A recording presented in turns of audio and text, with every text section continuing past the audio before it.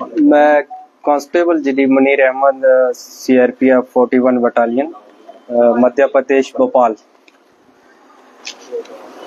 मैं इस press conference में बताना चाहता हूँ। सबसे पहले तो मैं जो पहलगाम हमला हुआ उसकी मैं मजम्मत करता हूँ।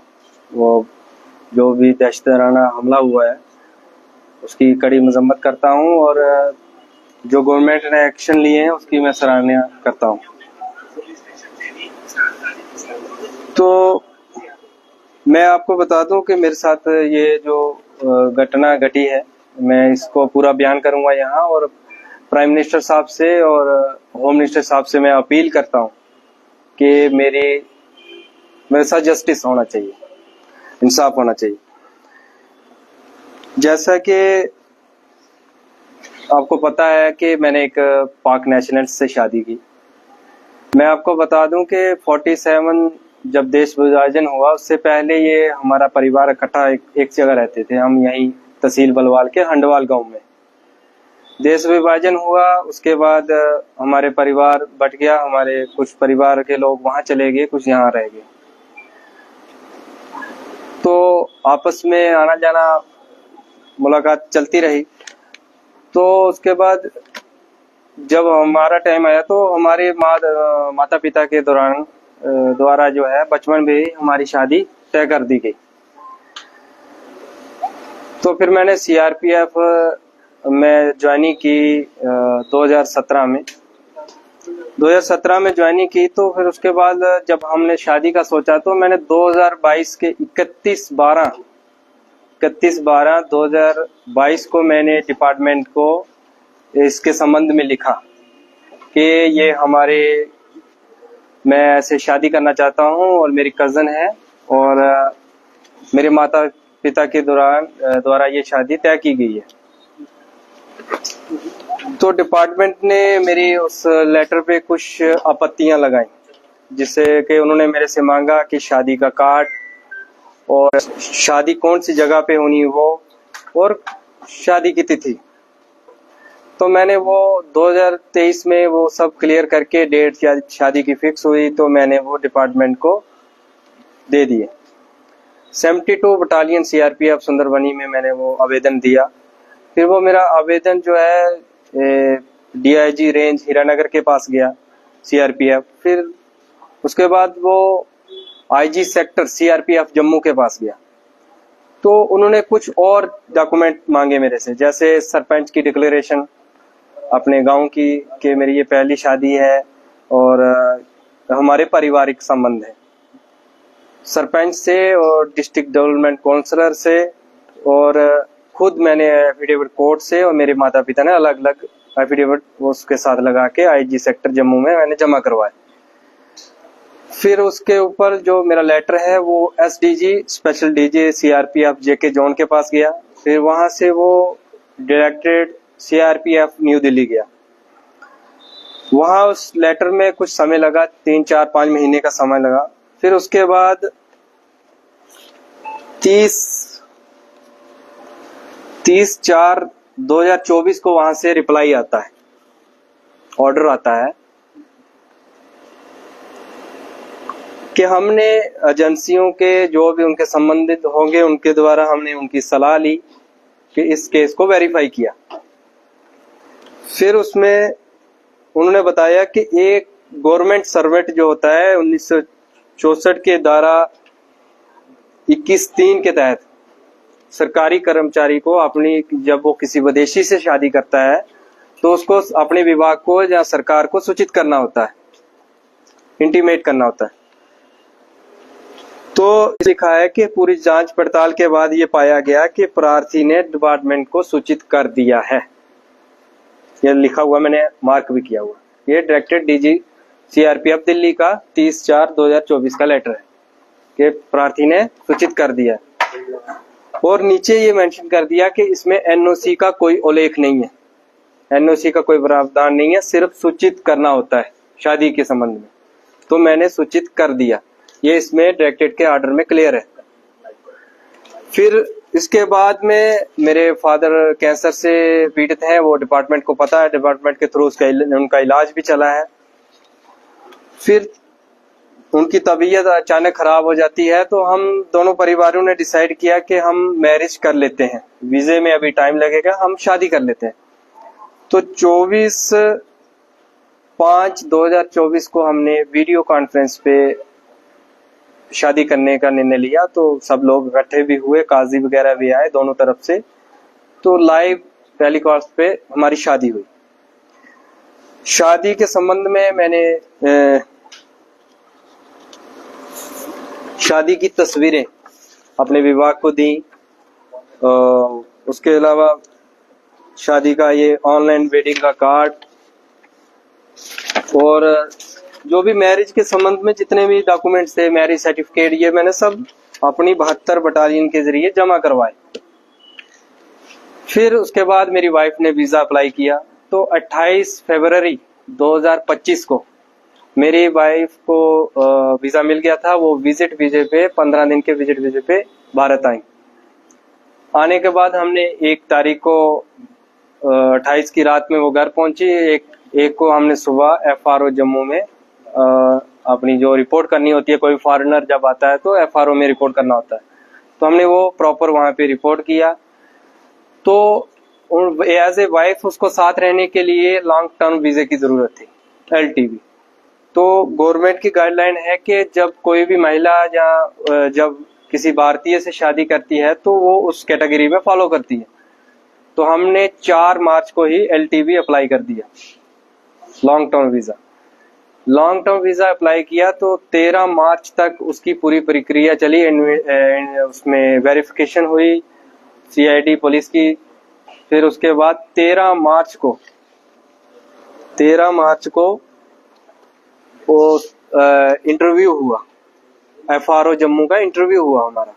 इंटरव्यू होने के बाद ये देखो 13 मार्च 2025 6:02 PM पे ये जो मेल हमें मिली कि आपका जो लॉन्ग टर्म रिक्वेस्ट है, ये नंबर है, has been referred to higher authority for approval. ये MHA को भेज दी गई 13 मार्च को। 14 को हमारा वीजा एक्सपायर होना था, तो हम LTV कैटेगरी में आ गए, हमें LTV में स्टे हो गया। उसके बाद हम LTV में रहते रहे।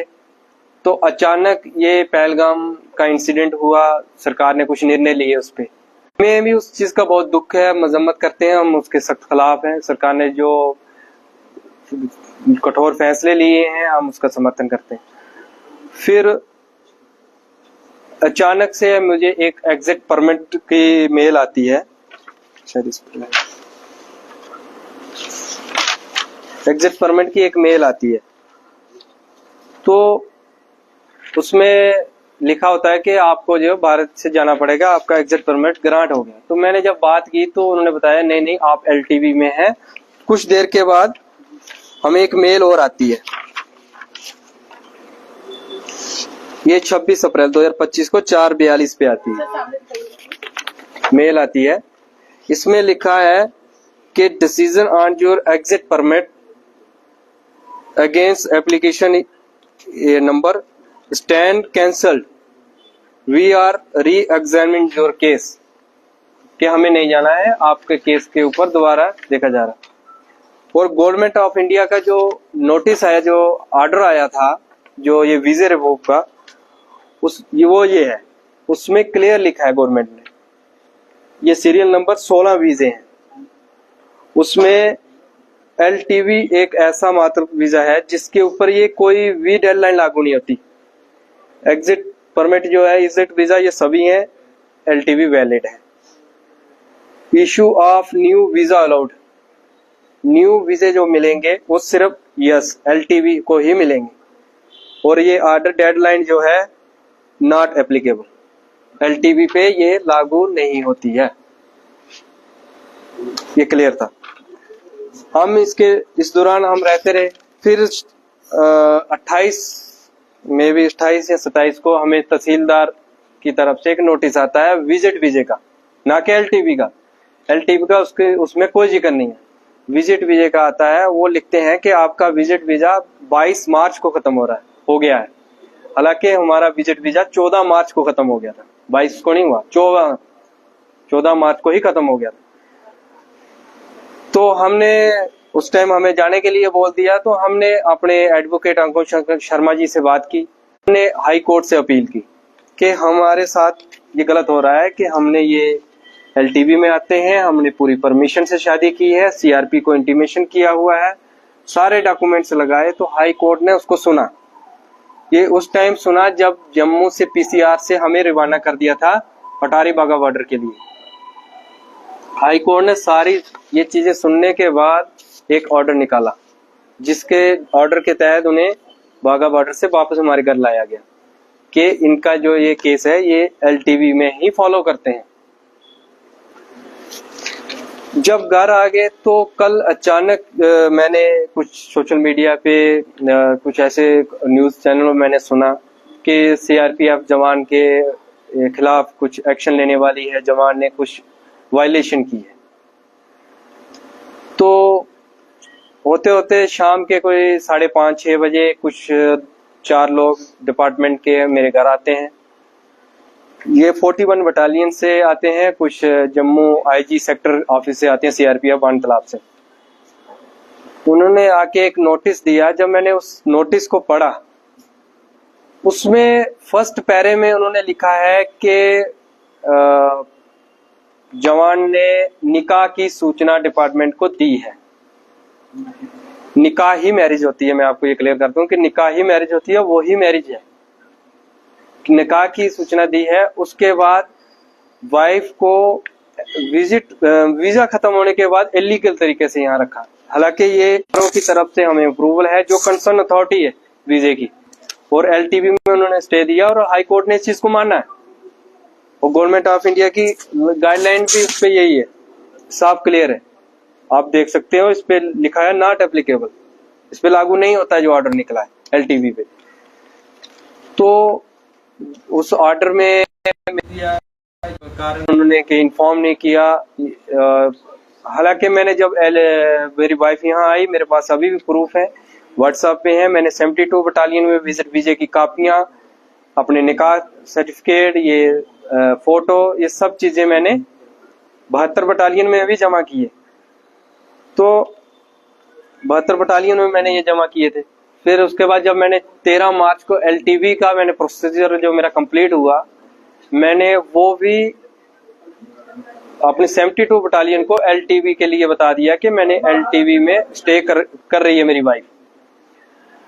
23 मार्च 2025 को मैं छुट्टी से रिपोर्ट करता हूँ। शिवखोड़ी रियासी में मेरी कंपनी थी 72 बटालियन की। वहां से फिर मैं हेडक्वार्टर जाता हूँ 25 मार्च को 2025 को। कुछ ट्रेनिंग के मामले में वहां भेजा गया था। तो 27 तारीख को अचानक सुबह, 27 मार्च को अचानक सुबह मुझे, हमारे मार्का होता है उसमें मुझे बुलाया गया डिप्टी कमांडेंट की तरफ से। तो मुझे बोला गया कि आपको ट्रांसफर कर दिया गया है 41 बटालियन भोपाल मध्य प्रदेश में, तो आपको वहां पे रिपोर्ट करना। तो मैंने वहां पूछा कि क्या कारण है। मेरा अभी 2027 में जेएनके का टेन्योर पूरा होना था, क्योंकि जो जवान छत्तीसगढ़ में पोस्टेड होता है तो वहां से उसे चॉइस मिलती है। छत्तीसगढ़ ऑपरेशन एरिया के बाद उसको चॉइस मिलती है कि आप कहाँ जाना चाहते हो। तो मैं छत्तीसगढ़ का टेन्योर काट के मैं चॉइस पोस्टिंग जम्मू में आया था। तो मेरा 2027 में ये टेन्योर कंप्लीट होना था यहाँ। तो मुझे अचानक कर दिया। मैंने कहा कि मैं डीजी साहब का इंटरव्यू लेना चाहता हूँ कि ऐसे मुझे अचानक क्यों ट्रांसफर किया जा रहा है। तो उन्होंने कहा कि नहीं, आपको अभी हमने आपका मूवमेंट ऑर्डर निकाल दिया है, आप चले जाइए, आप 41 में रिपोर्ट करिए, वहां से आप इंटरव्यू लीजिए।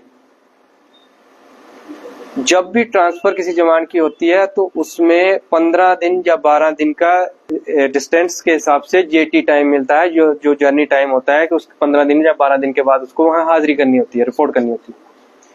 मेरे उस ऑर्डर के नीचे लिख दिया जेटी नॉट परमिटेड, कि इसको जेटी नहीं दी जाएगी ना। जब जाता है जवान उसको रेलवे टिकट मिलता है, उसको स्टेशन छोड़ा जाता है, उसके लिए आगे की टिकट सारा संबंध। मेरे साथ ऐसा बिल्कुल नहीं हुआ। लेकिन फिर भी मैंने आदेश का पालन करते हुए मैंने मूवमेंट ऑर्डर लिया, मुझे गेट से बाहर कर दिया। मैं यहाँ से निकला, मैं ठीक बराबर 29 तारीख को मॉर्निंग में 41 बटालियन भोपाल पहुंच गया।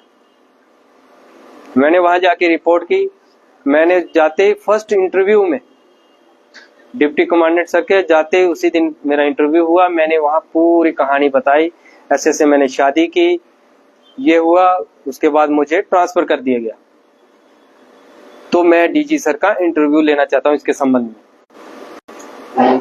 उसके बाद सीओ सर का इंटरव्यू हुआ तो सीओ सर ने कहा कि ठीक है, आप आवेदन दे दीजिए, आप सीओ साहब का इंटरव्यू ले दीजिए और अपनी शादी के संबंध में हमारी बटालियन को भी एक आवेदन दे दीजिए, ताकि हमारी बटालियन को, हमारे नया सेक्टर, नया जोन है, इसको भी आपकी मैरिज के बारे में इंटीमेट हो जाए।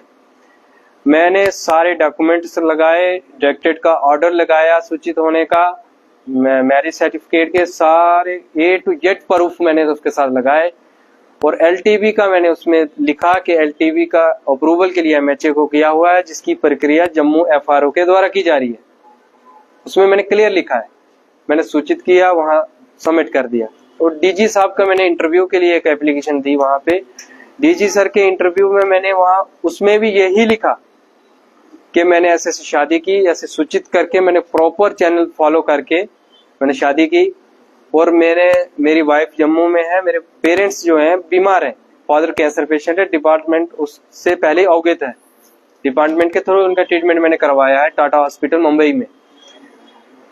तो डीजी साहब के इंटरव्यू के मैंने एप्लीकेशन दे दी, वो अभी अंडर प्रोसेस में है, अभी मतलब उसकी अप्रूवल आनी है इंटरव्यू लेने के लिए। तो उस दौरान ये इंसिडेंट हुआ, गवर्नमेंट ने कुछ गाइडलाइन निकाली, तो मैं 6 दिन के लिए छुट्टी मैं घर आ गया। इसके संबंध में मैं घर पहुंचा उसी दिन ये नोटिस 12 से हुआ हमारे साथ। तो हाई कोर्ट से अपील की, हाई कोर्ट ने हमारी बात को सुना, हमें रिलीफ दिया। तो फिर ये अचानक से 41 बटालियन की कमांडेंट सर की तरफ से ये लेटर कल मुझे रिसीव हुआ।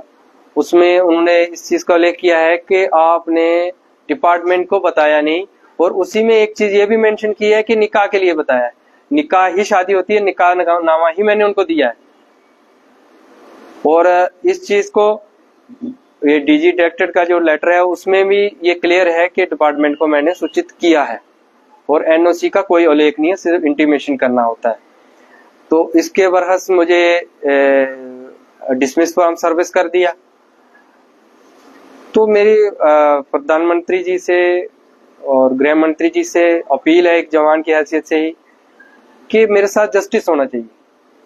जब मेरे पास डॉक्यूमेंट कंप्लीट है, हर चीज मेरी प्रॉपर है, तो ऐसा क्यों? ऐसा क्यों? मैं न्यायालय जाऊंगा, मैं हाई कोर्ट जाऊंगा। इसके संबंध में मैंने दे दिए हैं डॉक्यूमेंटेशन इसके बारे में कि ये कोर्ट देखेगा इसमें कि क्या मेरे डॉक्यूमेंट सही हैं, क्या गलत हैं, ये चीज जस्टिफाई होंगे। आपका कहने का मतलब है कि आपकी डॉक्यूमेंटेशंस क्लियर जी, आपके साथ नाइंसाफी की गई है जी, आप ये कहना चाहते जी। तो ये इस तरह से लॉन्ग टर्म जो वीजा अप्लाई किया था उसका अप्रूवल अभी तक नहीं आया था। नहीं, उसका जो प्रोसेस, जो उसका प्रोसीजर है पूरा, वो आप जब किसी विजिट वीजे पे आते हैं तो आपको इन टाइम में उसको अप्लाई करना है, और उसका फाइनल स्टेप होता है इंटरव्यू। वेरिफिकेशन होने के बाद इंटरव्यू, और इंटरव्यू के बाद अप्रूवल के लिए भेज दिया जाता है। तो अप्रूवल में उसमें टाइम लगता है। लेकिन जब तक अप्रूवल नहीं आता तो क्या आपको राइट है कि आप जी जी कर सकें? जी जी, उसकी गाइडलाइन में है। LTV की जो गाइडलाइन है वो कोर्ट ने भी पढ़ी है, और जो आपने देखा होगा कि मैक्सिमम लोग जो अप्लाई किए हुए हैं मतलब प्रोसेस में, तो वो ये जो कंसर्न अथॉरिटी होती हैं ये पहले इन्फॉर्म कर देती हैं कि आप स्टे कर सकते हैं। इलीगल तरीके से आप ही बताओ कि कैसे रह सकता है इंसान, जब सब कुछ ऑन रिकॉर्ड है, जब आ रहे हैं तो कोई रह सकता है? ये बात है। तो सर्विस से जो है डिसमिस कर दिया गया जी। तो इसके लिए आप क्या अपील करना चाहते हैं? नहीं, मैं प्राइम मिनिस्टर साहब से, होम मिनिस्टर साहब से, और जो भी संबंधित इसके मेरे अधिकारी हैं, मैं उनसे अपील करना चाहता हूं कि जब मैंने प्रॉपर 2022 से ही मैं इसके संबंध में मैं सूचना दे रहा हूं, और शादी से पहले भी मैंने सूचना दी, और शादी के बाद मैंने तमाम डॉक्यूमेंट्स मैंने डिपार्टमेंट को दी, तस्वीरें दी ऑनलाइन निकाह की, मैरिज सर्टिफिकेट दिया।